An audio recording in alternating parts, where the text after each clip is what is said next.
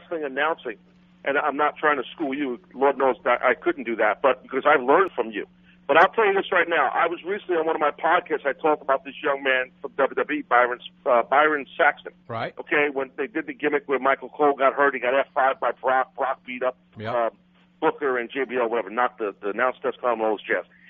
That poor kid went out there. That's the guy who's been a SmackDown commentator for however long. He's been doing the post and pregame show on WWE Network. Well-spoken, good-looking kid. I think he was in the ring, was a wrestler for a while. Mm-hmm. And I'm not knocking the guy, but I'm just using him as an example just because on worldwide TV, on Raw, the poor kid, 2-3 segments in a row, he just drowned in front of everyone. He just couldn't handle it.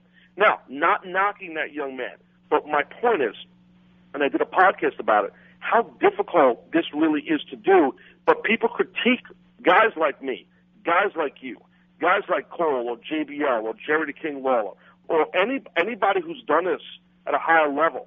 They critique, and that's cool. We understand that. We got a thick skin. We could suck that up and deal with it. But you know what? They witnessed that poor kid, and they witnessed how hard it really is to do what we do in a short amount of time. We do it per segment. You know, how quick a match goes and how much you got to sell. Get the talent over. Get the angle over. Tell me what's coming up next. Show emotion. Use your instincts. I mean, I know I'm preaching to the choir here, but I know I'm probably triggering you to say a lot of things when I'm done talking too. So I did a podcast about this because I want people to really I'm not blowing smoke up all of our asses, but what I'm saying is you need to have a little respect for what we do compared to football announcers or baseball announcers. You know, a baseball announcer, I'll go to sleep. The amount of time those guys have, you go to sleep listening to those guys. Yeah. Okay? Please, excite, bring some energy, some exuberance.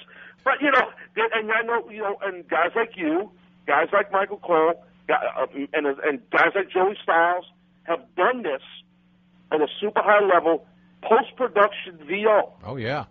It's not easy, as you know, and I know you did it a lot more than me. No, it's not easy. People don't get it, man. And I want people to get it. I talk about a lot I talk a lot about announcing because people know me as the human suplex machine, the CCW guy, this sort-off angry, ass-kicking son of a bitch, and that's what I was for sure. But, and then there's a second career that WWE afforded me, learning from greats like yourself, and then learning from Michael Cole and Vince teaching me stuff, and a second career. So I have a lot of pride in that. It's harder than wrestling. It was harder for me to get good, especially me killing the English language with my Brooklynese accent, and my grammar's brutal. And, I even did a thing, Gerald, your pop, where I talked on my podcast about when you and I both got fined $100 because we said ain't. Remember the ain't gimmick? Yeah. Don't say ain't? Yeah. So I talked about that. I forgot about that. I didn't. $100. $100. I'm still out about it.